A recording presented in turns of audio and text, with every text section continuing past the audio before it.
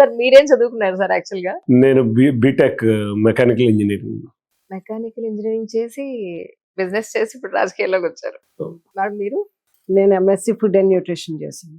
చేసిన తర్వాత మళ్ళీ మీరు ఏ ప్రయత్నం చేయలేదండి? ఇప్పుడు నా పెళ్ళి అయ్యేసరికి we are in joint family. So father అల్లా ఆ టైంలో విజయవాడలో ఫుడ్ అండ్ న్యూట్రిషన్ అంత సపోర్టివ్ సిస్టమ్స్ కూడా అప్పట్లో లేవండి. అప్పట్లో అస్సలు లేదు. ఏమీ అప్పుడు లేదు. లేవు, సపోర్టివ్ సిస్టమ్స్ లేవు. అవును.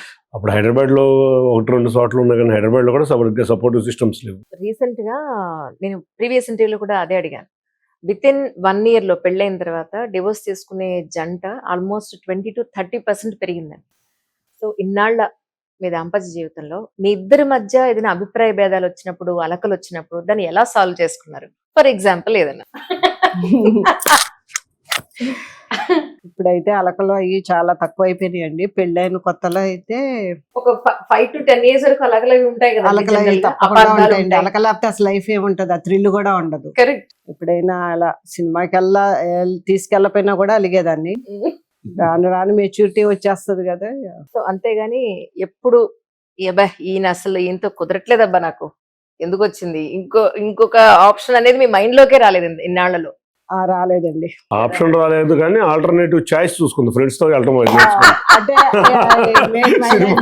సినిమాలకి నేను రాకపోవడం వల్ల సినిమాలు ఇప్పుడు ట్రిప్స్ వెళ్తాము. I made my life comfortable. ఆయన ఫ్రీగా వదిలేసారు. కంఫర్టబుల్ లేకపోతే ఈయన మీద కోపం వస్తుంది కదండి. సో టుక్ అనదర్ ట్రాక్ అండి. ఫ్రెండ్స్ తో సినిమాలకు వెళ్ళటం, ఫ్రెండ్స్ తో ట్రిప్స్ కి వెళ్ళటం, దేవాలయాలకు వెళ్ళటం అన్ని అలవాటు చేసుకుని నాకు కూడా హ్యాపీ. నన్ను డిస్టర్బ్ చేయట్లేదు.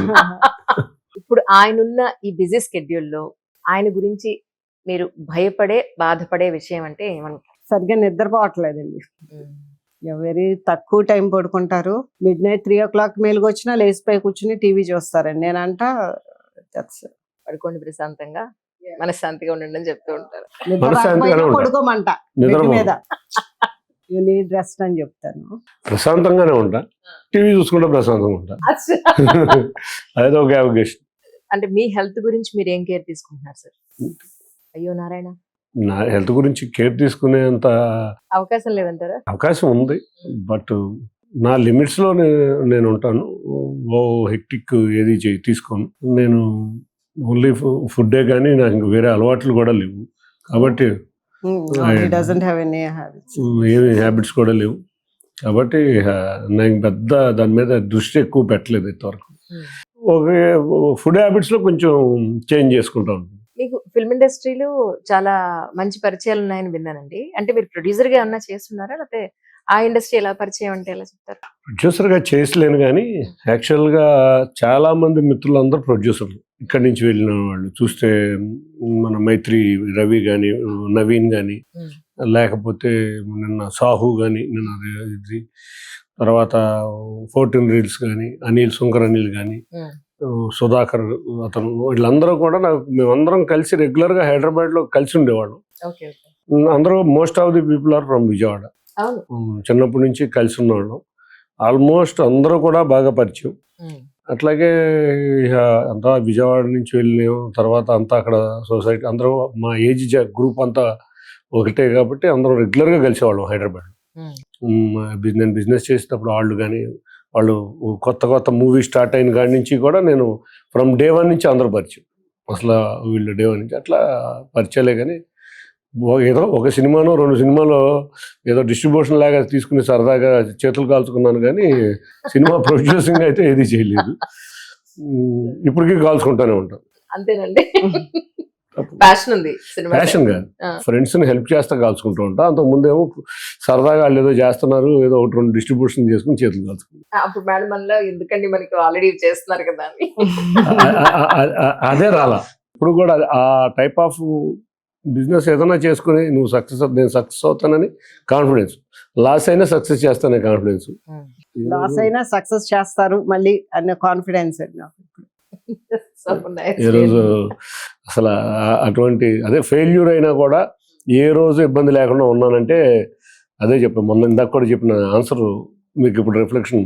ఈ రోజు కూడా తను ఇబ్బంది పడ ఎందుకు మనకి అనే వర్డ్ ఎప్పుడు రాల.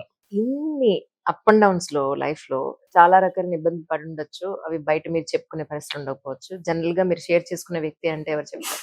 నేను తనకే షేర్ చేస్తాను, ఇంకెవరికి షేర్ చేస్తాను, లేకపోతే ఎవరైనా 1 or 2 ఫ్రెండ్స్కి షేర్ చేస్తాను. మోస్ట్ ఆఫ్ ది థింగ్స్ నేను ఎవరికి షేర్ చేయను. అదేదైనా ఉంటే నేనే ఫీల్ అవుతాను, నా నోట్లోంచి బయటకు రానివ్వను. నేను ఉంటే తనకే మ్యాక్సిమం షేర్ చేస్తాను. మీ స్ట్రగుల్స్ లోంచి మీరు నేర్చుకున్న ఒక పాయింట్ అంటే ఏం చెప్తారు సార్? నా ఆలోచనలు ఎప్పుడు థింక్ బిగ్ లాగా ఉంటాయి. నేను 3 years దాకా ఒక ఎంపీ అవుతానని తెలియదు, 4 years దాకా. బీ పాజిటివ్ మేనర్లో వెళ్ళాలనుకుంటా. ఎప్పుడు కూడా నెగిటివ్గా ఎవరి గురించి మాట్లాడను. నన్ను ఎంతో విమర్శించి ఒక 20 సంవత్సరాలు విమర్శించిన వ్యక్తి మీదే అప్పుడప్పుడే మాట్లాడతా. ఇప్పుడు కూడా నేను మాట్లాడను. ఎవరు డెవలప్ అవుతున్నా నా చుట్టుపక్కల డెవలప్ అవ్వాలని కోరుకుంటా. ఎందుకంటే వాళ్ళు స్ట్రాంగ్గా ఉంటే నేను స్ట్రాంగ్గా ఉంటాను. కాబట్టి బీ పాజిటివ్గా ఉండాలనుకుంటా. బిజినెస్సే కాదు, లైఫ్లో కూడా పాజిటివ్గా వెళ్తే డెఫినెట్గా భగవంతుడు ఎక్కడో లేడు, ఇక్కడే మన లైఫ్లో మన అడ్జస్ట్మెంట్ ఇక్కడే అడ్జస్ట్ చేస్తాడనే ఫీలింగ్లో ఉంటాను. ఎవరికన్నా నేను అపకారం చేస్తే డెఫినెట్గా భగవంతుడు ఇక్కడే చూపిస్తాడు. ఇట్లాంటి చాలా ఎగ్జాంపుల్స్ చూసా నా లైఫ్లో. నేను 3 times 0 అయి కూడా భగవంతుడు నన్ను మళ్ళీ ఈ పరిస్థితిలో తీసుకురావడం, నేను అందరితో పాజిటివ్గా, అందరితో నవ్వుతా, నెగిటివ్ లేకుండా, ఎవరికన్నా నా దగ్గర ఉన్న స్తోమత వేరకు ఎవరికైనా హెల్ప్ చేయాలంటే చేస్తాను. అదే నా యొక్క సక్సెస్ అని నేను ఫీల్ అవుతాను.